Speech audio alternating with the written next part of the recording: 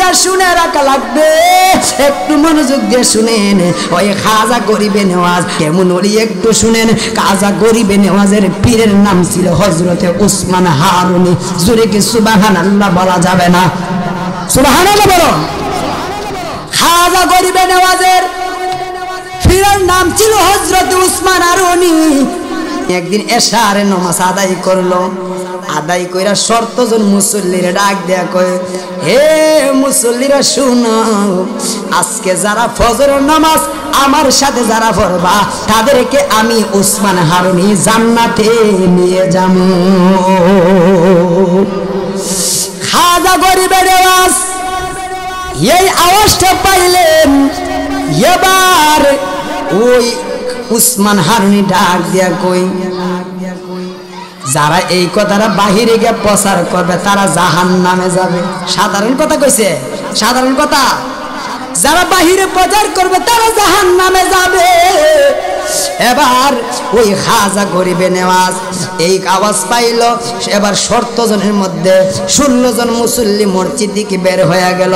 এবার খাজা গরিবে নেওয়াজ মসজিদের মধ্যে বৈশা বৈশা ভাবতেছে, বন্ধুরে আমার খাজা গরিবে নেওয়াজ কই, আমার পীর সাহেব বই লাগেছে, যারা কথাটা বাহিরে প্রচার করবে তারা জাহান্নামে যাবে। আরে আমি আজকে বাহিরের মধ্যে দাওয়াত দিতে শুরু করব, প্রয়োজনে আমি জাহান্নামে যাব, এরপরে আমার এলাকাবাসীরা জান্নাতি বানাইব। জোরে জোরে গিয়ে আল্লাহু আকবার বলা যাবে না। এই কথা বলার পরে ও বন্ধু, বন্ধুরে আমার ও যুবকের দল, এবার খাজা গরিবে নেওয়াজ রাত্রেবেলা কি করলো, বাহিরে গিয়ে প্রচার করতে শুরু করলো। এমন ভাবে প্রচার করে, প্রচার করতে করতে হঠাৎ কইরা ফজরের নামাজ আজান হয়ে গেল। আসসালাতু খায়রুম মিনান নাওম।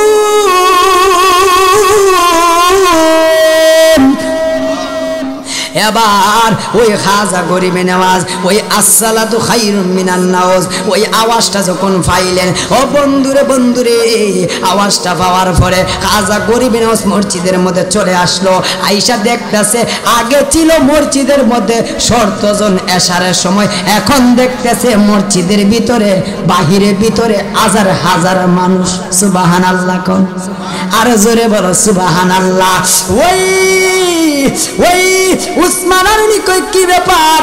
আরে আরে আরে আরে এই মানুষগুলারে কে দাওয়াত দিছে? উসমান হারুনি নামাজ শেষ করলো। নামাজ শেষ কইরা তিনি কি করছে? ও বন্ধুরে, বন্ধুরে, নামাজ শেষ করার পরে হযরতে উসমান হারুনি দোয়া করলো, আত্মনাজাত করলো। মানাজাতের পরে উসমান হারুনি দাঁড়ায়া কই, যারা এই কথাটা বাহিরে গিয়ে বলছে তারা তারা জাহান্নামী, আর যারা এই কারণে নামাজ পড়তেছে তারা জান্নাতি। আমার পিছে যারা নামাজ পড়তেছেন তারা জান্নাতি।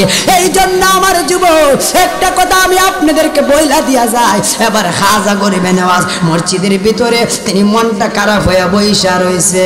ও বন্ধু রে বন্ধু, ও যুবকের দোল, এবার ওই উসমান হারুনি কই, কি ব্যাপার? আমার মসজিদের ভিতরে কেডা মন বেজার করে কোনার মধ্যে বইসা রয়েছে। যায় দেখতেছে হযরতে গরিবে নেওয়াজ ডাক দিয়া কই, মঈনুদ্দিন, ও মঈনুদ্দিন আমার, তুমি কে লাগা মনটারে বেজার কইরা বইসা রইছো, কারণটা কি?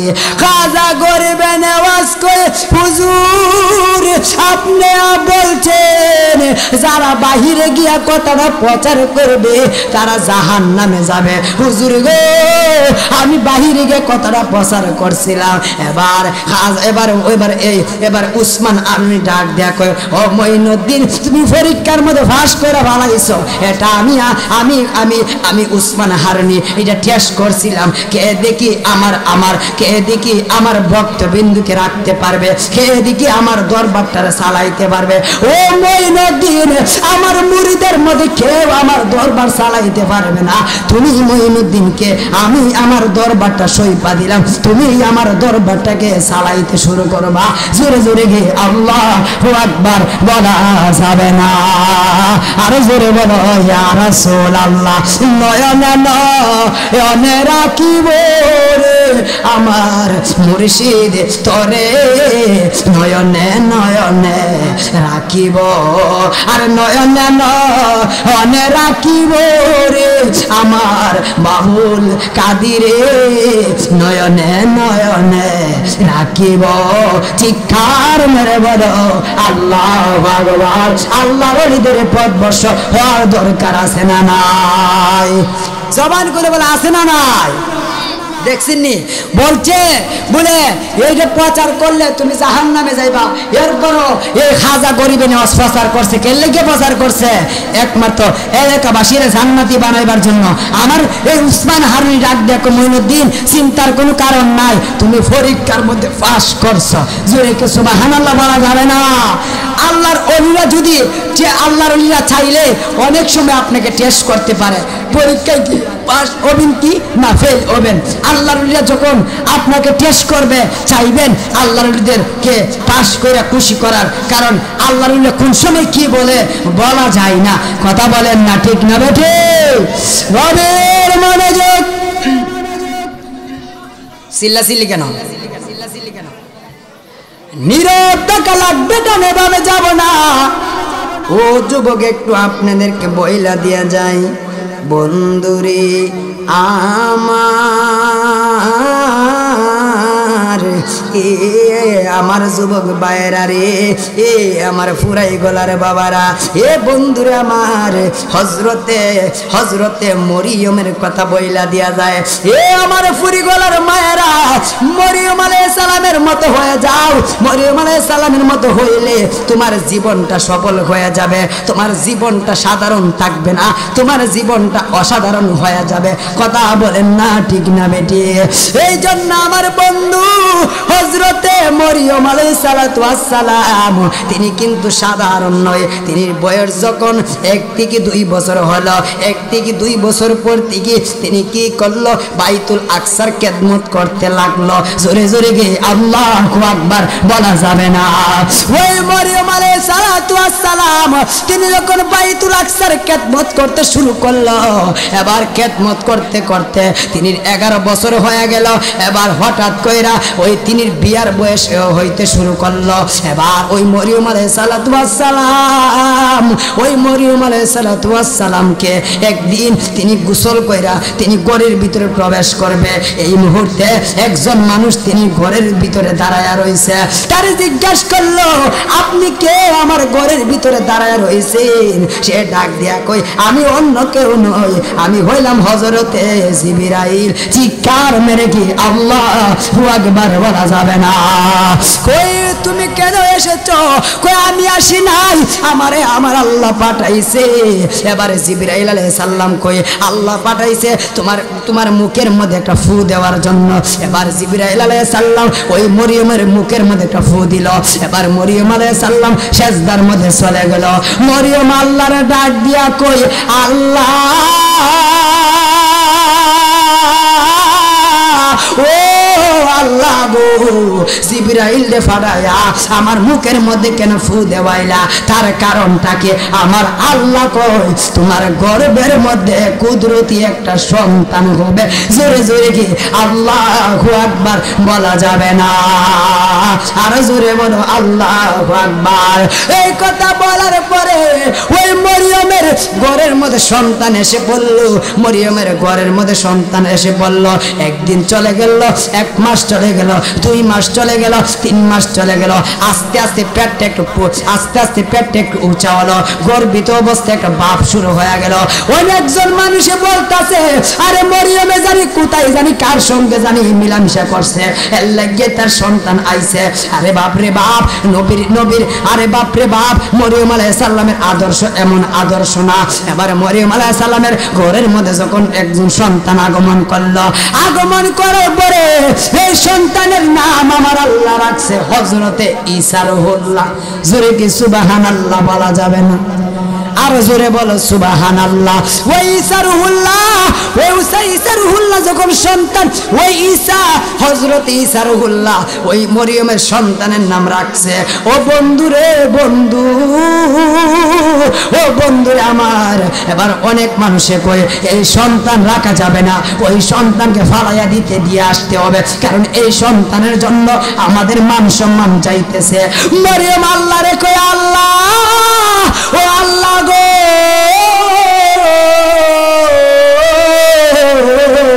আল্লাহ গো, আল্লাহ গো, শুনছি আমার সন্তান নাকি ওরা নাকি ফালাইয়া দিয়ে আসবে গো আল্লাহ।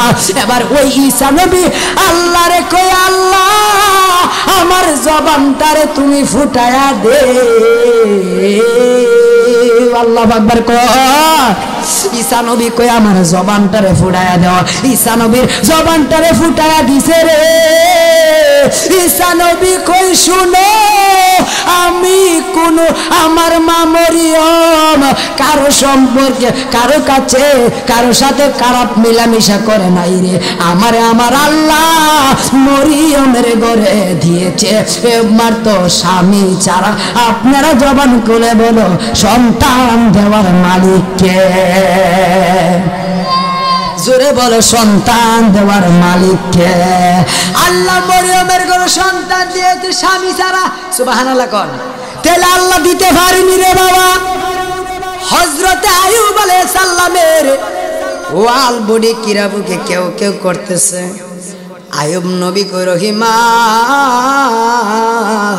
ও রহিমা তুমি চলে যাও।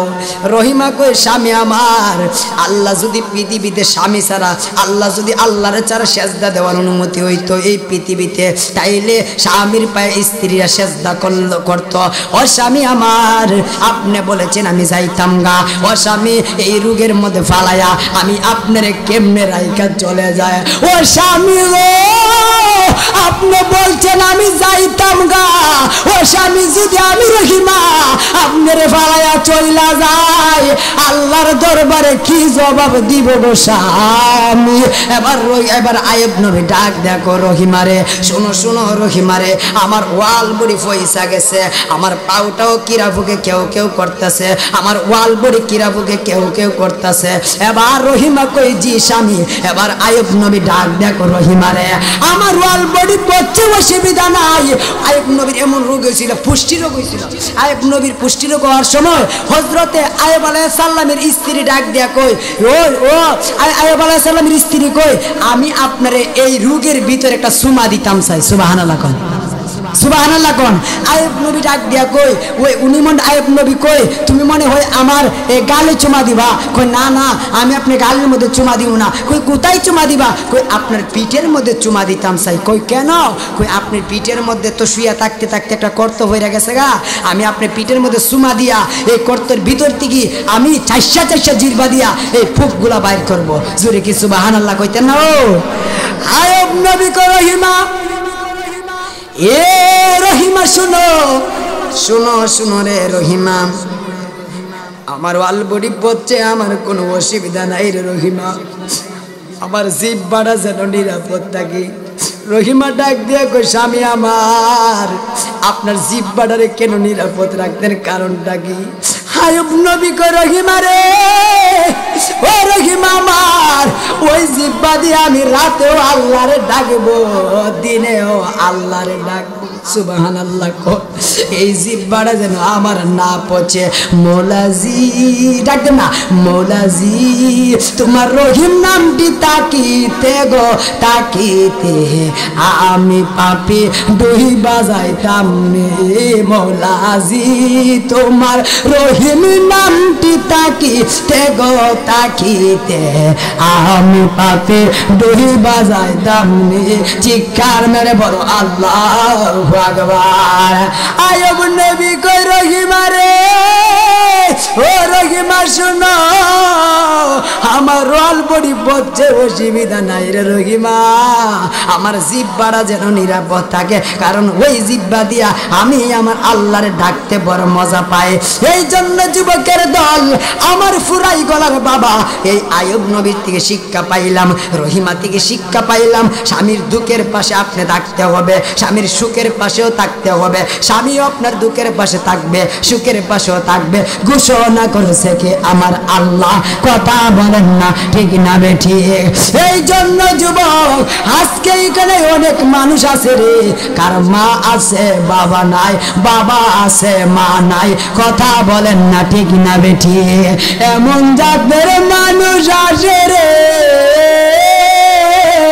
কারা পাশে মা নাই, কার আম্মাও নাই বাবাও নাই, কথা বলেন না ঠিক না বেঠে? ও বন্ধুরে, মাতাকা অবস্থায় মারে আপনি ভালো কিছু খাওয়াইতে পারেন না, মাতাকা অবস্থায় মারে ভালো মাছ মাংস খাওয়াইতে পারেন না, ভালো একটা শাড়ি কিনা দিতে পারেন না। আজকে রে কার জানি আব্বা নাই, আম্মা নাই, আল্লাহ আকবার, কার জানি বাবা নাই রে, কে জানি এতিম হয়ে কান্দে। আজকে ওই ডিফুলসার বাবা নাই, সে এতিম হয়ে কান্দে, কার জানি মা নাই, সে মা হারায়া কান্দে। ও বন্ধুরে, বিল্ডিং বানাইছেন বড় 3 তালা 4 তালা বানাইছেন, কিন্তু দুঃখিনী মাটা গড়ে না,